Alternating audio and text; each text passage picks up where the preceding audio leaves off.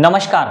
जवळपास व्हिडिओला कमेंट आणि व्हॉट्सअपला मेसेजेस की सर महाराष्ट्राची काउन्सिलिंग प्रक्रिया जी आहे तर ती नेमकी कधीपासून सुरू होणार आणि यासाठी आतापासून आपली कोणती तयारी असली पाहिजे जेणेकरून रजिस्ट्रेशन करत असताना आपलं कोणतेही डॉक्युमेंट म्हणा त्यामध्ये काही कमतरता यायला नको।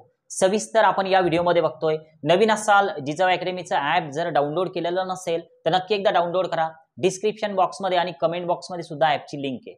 पण व्हिडिओ थोडा सविस्तर यासाठी बघा कारण महाराष्ट्रामध्ये जी पण आपली प्रक्रिया सुरू होणार अगदी काही दिवसांमध्ये तर त्यामध्ये तुम्हाला ज्या गोष्टींचं पालन करायचंय महत्त्वाच्या तर ते आपण या व्हिडिओमध्ये डिस्कस करतोय।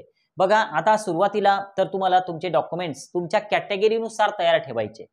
आता यामध्ये कॅटेगरीनुसार जे डॉक्युमेंट्स लागणार आहे तर या संबंधी अगोदर बरेचसे व्हिडिओज आपण जिजाऊ अकॅडमी या YouTube चॅनलला अपलोड केलेले आहेत।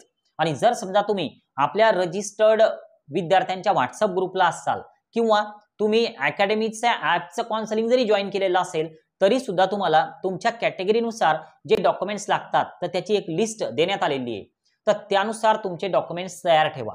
तर हा तुमचा सुरुवातीचा पहिलं काम आहे की तुमचे काउन्सिलिंग सुरू होण्याच्या अगोदर डॉक्युमेंट्स तयार असायला पाहिजे। यामध्ये कोणतीही कमतरता नको, कोणतेही डॉक्युमेंट्स कमी नको।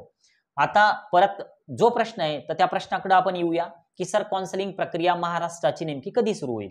बऱ्याच लोकांच्या मनामध्ये कन्फ्युजन असतं की सर सीईटी सेललाच काउन्सिलिंग करावं लागतं का ऑल इंडिया मधून आपल्याला फॉर्म भरावा लागतो का काय। बघा आता समजा ऑल इंडियाची नोटीस आलेली आहे एमसीसीची आणि एमसीसीच्या नोटीसमध्ये 14 तारखेपासून रजिस्ट्रेशन स्टार्ट होणार आहे। पण एमसीसी कोटा हा कोणासाठी असतो ज्यांना एमबीबीएस आणि बीडीएस करायचंय गव्हर्नमेंट कॉलेज आणि डीम्ड युनिव्हर्सिटीमध्ये तर त्यांच्यासाठी ती काउन्सिलिंग असते। गव्हर्नमेंट कॉलेजसाठी स्कोर खूप जास्त लागतो। जर तुम्ही कॅटेगरीमध्ये जरी असाल तरी सुद्धा ऑल इंडियाचा कट ऑफ जो आहे एमबीबीएस आणि बीडीएसचा तर तो खूप हाय जातो। तर त्यामुळे 14 तारखेपासून जे रजिस्ट्रेशन सुरू होणार म्हणजे 14 ऑगस्ट पासून तर ते एमसीसी ऑल इंडिया कोटाचे सुरू होणार। तुम्हाला जर ऑल इंडिया कोटा करायचा नसेल तर त्यामध्ये तुम्हाला रजिस्ट्रेशन करायचं काम नाही। एक प्रश्न मनामध्ये येऊ शकतो की सर आम्ही जर त्यात रजिस्ट्रेशन केलं आणि नंतर मग महाराष्ट्राचं पण करायचं असलं तर काही प्रॉब्लेम येईल का। तर कोणतीच अडचण येत नाही। तुम्ही ऑल इंडियाचं रजिस्ट्रेशन आणि महाराष्ट्राचं रजिस्ट्रेशन सोबत करू शकता। सोबत दोन्ही पण राऊंड तुम्हाला करता येतात। पण एक वेळ नोटीस अशी येते की तुम्ही जर जॉईन स्टेटस असेल तुमचं ऑल इंडियामध्ये तर तुमचं स्टेटचं काउन्सिलिंग संपतं तर तेव्हा मात्र तुम्हाला ते कॉलेज फायनल करावं लागतं। तर ते नोटीस येते, नोटीस नेमकी कधी येईल काय तर ते आतापासून सांगणं शक्य नाही।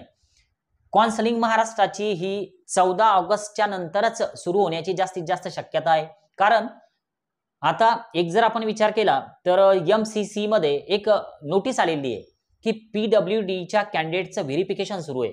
पीडब्ल्यूडी म्हणजे काय तर जे आपले अपंग मुलं आहेत पीडब्ल्यूडी मध्ये येणारे फिजिकली हँडिकॅप जे विद्यार्थी आहे मग कोणी कर्णबधिर असेल कोणाला समजा डोळ्याचा असेल कोणी लोकोमोटर मध्ये असेल तर यांच्यासाठी जे व्हेरिफिकेशन आहे तर ते व्हेरिफिकेशन त्यांना करून घ्यायचंय 14 ऑगस्ट पर्यंत। मग आता 14 ऑगस्ट पर्यंत त्यांचं व्हेरिफिकेशन चालणार आहे तर तोपर्यंत महाराष्ट्राचे रजिस्ट्रेशन सुरू होणार नाहीत। कारण महाराष्ट्रामध्ये सुद्धा पीडब्ल्यूडी वाले मुलं येतात आणि त्यांना जर रजिस्ट्रेशन करायचं असेल तर त्यांचं व्हेरिफिकेशन झालेलं असायला पाहिजे।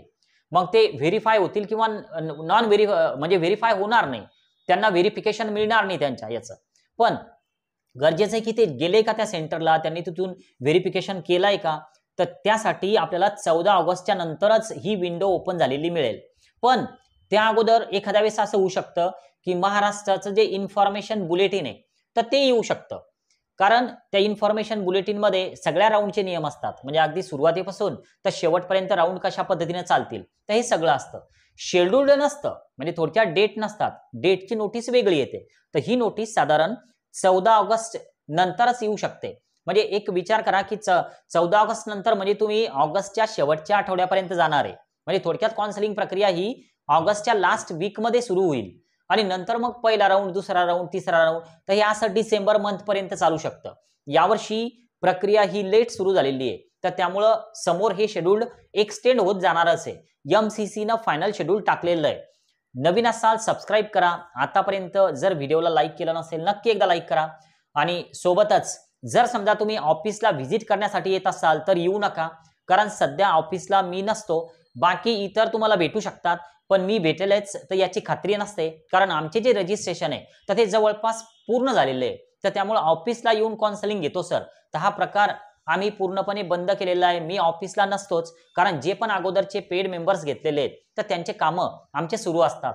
तर त्यामुळे परस्पर जरी तुम्ही येत असाल तरी सुद्धा याची खात्री नाही की मी असेल. इतर तुम्हाला सर्वजण भेटू शकतात पण मी नसतो. ठीक आहे, आज आपण थांबूया. Okay, bye.